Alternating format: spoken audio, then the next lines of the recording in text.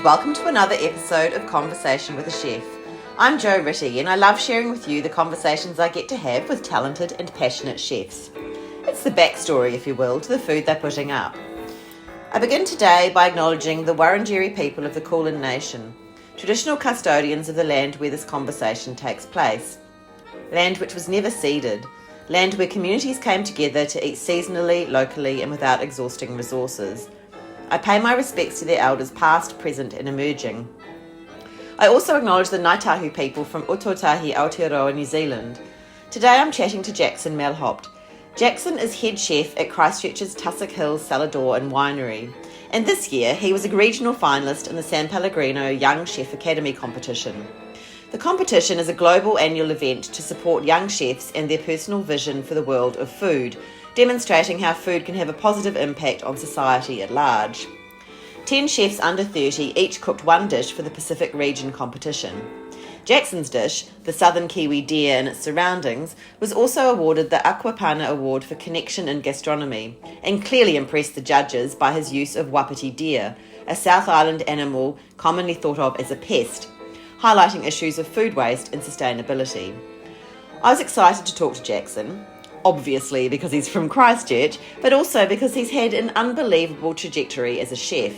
He's worked at Roots in Lyttelton, Amisfield in Queenstown, he did a short stint at Relae in Copenhagen, and he's now head chef at Tussock Hill. And he's 23 years old. I loved chatting to Jackson. He had some beautiful things to say about stewardship of the land, sustainability, and how important community is to him as a chef.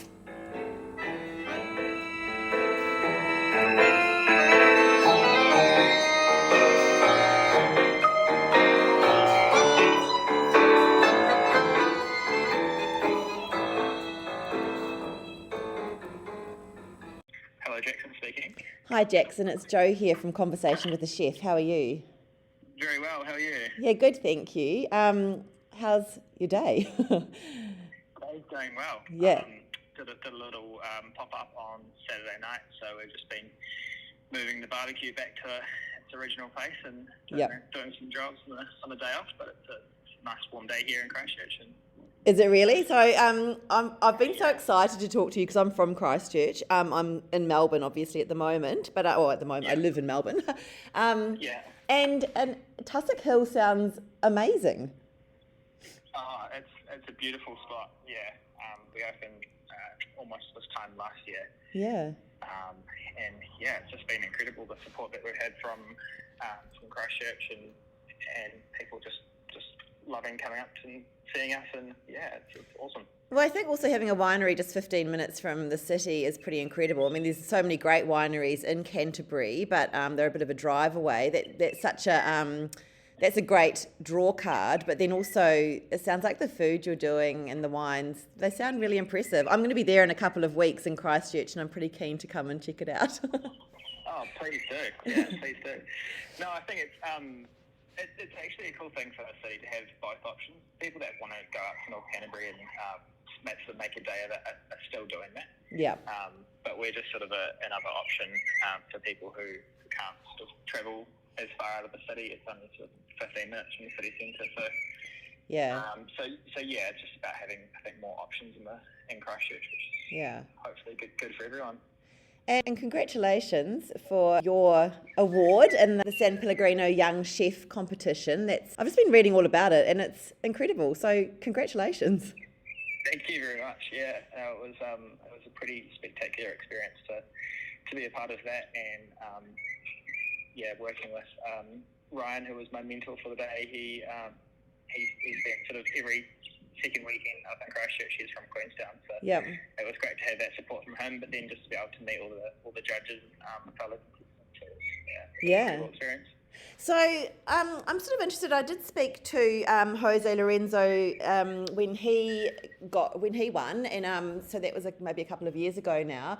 And it is quite a process, isn't it? So just like from the start, how do you go with getting prepared, and where does it all start for you when you decide to enter this competition? I've sort of wanted to enter the competition for years since I started cooking, really, and it just seems to be a pretty great way to be able to sort of develop as a chef and learn being part of this competition. So when I created the dish, I kind of wanted to create a dish that represented both New Zealand and sort of my personal ethos with using wild ingredients and local New Zealand ingredients as well. Yeah, so you are a forager and a hunter as well, is that right? Yeah, definitely a forager. I do a bit of hunting when I get the time and opportunity. Yeah. Yeah. And that was possibly easier. Oh, I don't know. I was going to say possibly that was easier when you were in Queenstown, but I suppose there are plenty of places in Canterbury to go as well. Yeah, I think I did a little bit more in Queenstown, but struggling to find the time these days. But of course. Still love the outdoors and getting out when I can. Yeah. So what's the lead into the competition? Like, how many months out do you have to prepare? I think we had a couple of months since when I got accepted into the competition. So from there it was all just sort of practicing the dish, refining the dish, making sure that we could actually get the product over to Australia, which was the big one, using wild shot New Zealand ingredients. I was kind of on the fence as to whether it would be allowed in or not, but once we got through the border, that was that was a bit of a relief. Sure. Yeah. So it's the southern Kiwi deer and its surroundings. So that's the Wapiti deer. Is that what you're referring to? Yeah, that's right. It came from Fiordland National Park.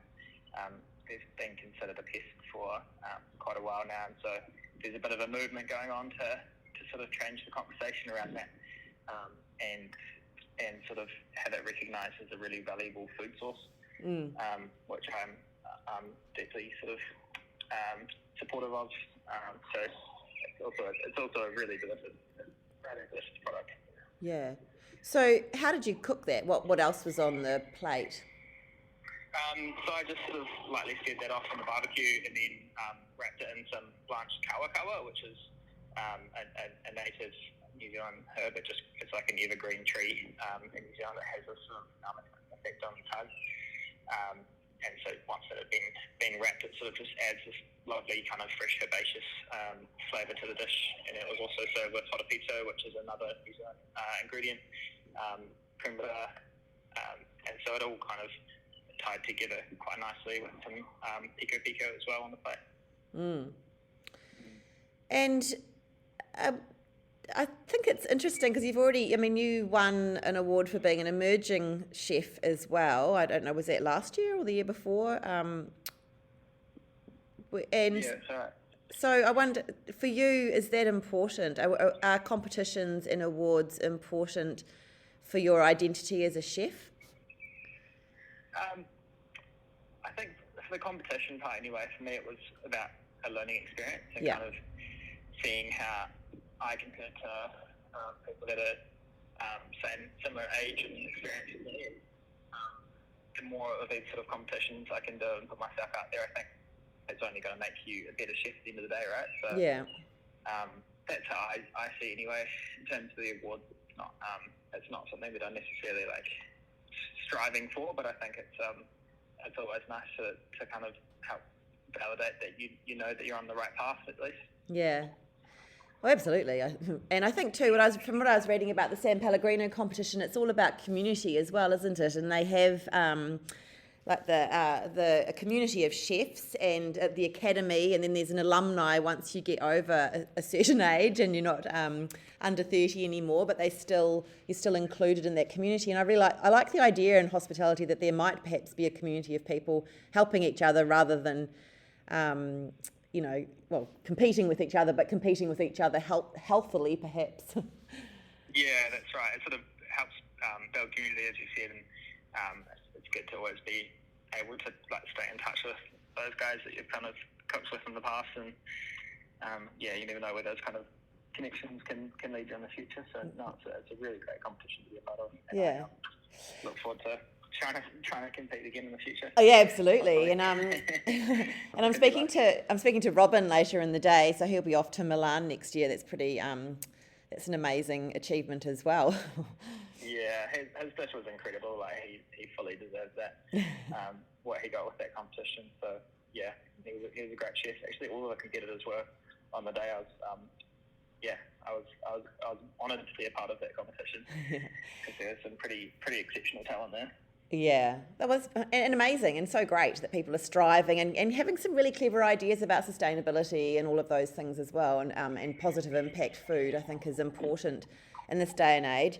I don't want to focus on your age, but you are really young to be a head chef and to have had so much. There's quite a lot written about you. I was reading the broadsheet article and cuisine and so on. So. Jackson, are you 22 or 23 now? 23. Yeah, 23. Amazing. So I feel like your trajectory has been a steep one, like you've really just gone all out and done exceptionally well, and you're very well regarded in New Zealand and now internationally. But where did it all start for you? Have you always been drawn to food and cooking? Thank you. Yeah, no, I've always loved being in the kitchen. It always just kind of came naturally to me. I was quite dyslexic growing up and wasn't necessarily too good on the books, but cooking always felt quite organic and natural, and so I've definitely gravitated towards being in kitchens and learning about where food comes from and gardening at home and all that sort of stuff. And so it's something that I love doing when I'm at work and when I'm at home and talking about it with friends and just constantly kind of immersing myself in the world of food and cooking, and I just don't think I can get enough of it. So yeah, I love it. It's amazing. So I see you've already worked at Roots and Amisfield in Queenstown, and you've been to Copenhagen. I don't know how you've fitted all that in and how you've been at Tussock Hill for this year. So when did you do your apprenticeship in Christchurch? Yeah, so I left school before I finished my last year and went into cooking school. Completed a year of that, and then sort of over that summer break between the first year cooking and the second year cooking, I staged at Roots, which was Roots in Lyttelton at the time. Yep.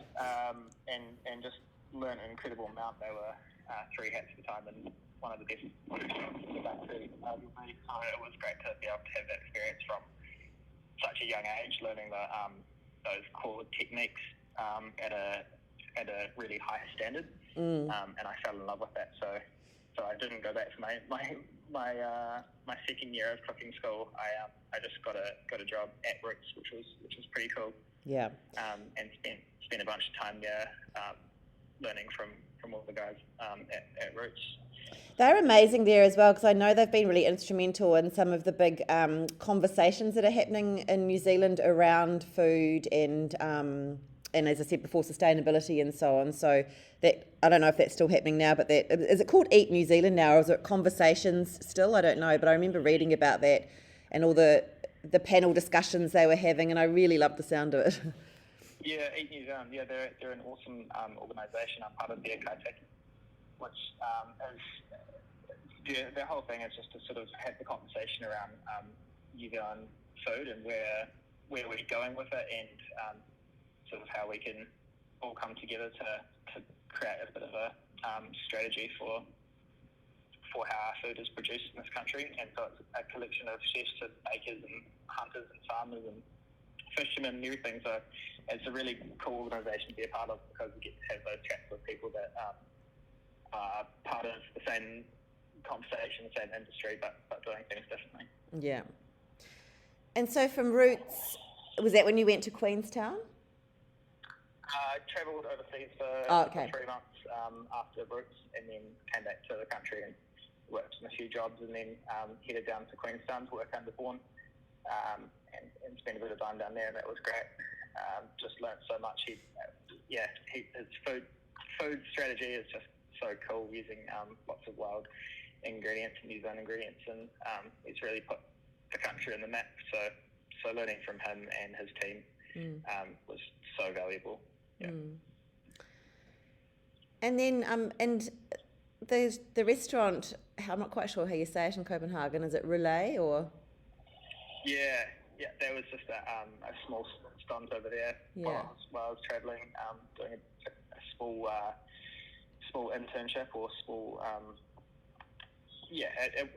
it was just really great to be over there because I got to see they had this massive farm which all their produce came from. Right. And so they had Relae, which was their sort of flagship restaurant, and then they had more casual sort of dining space. And so being able to work on the farm for a little bit and then work in the restaurant, it was really cool to sort of see that full circle connection of where all their produce came from. And I just remember when I was working over there, it was peak of summer, and so that glass house was just full of so many different varieties of farmers.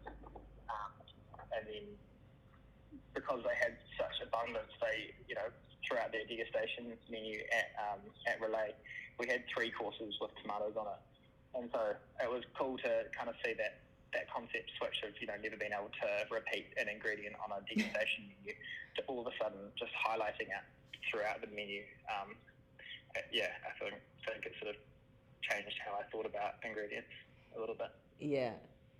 Yeah, that's amazing, isn't it? I think it is interesting to have things turned on their head for us, ideas that we might have inherited or, and rightfully so about not repeating ingredients, but good to see that people are playing with the rules a bit more.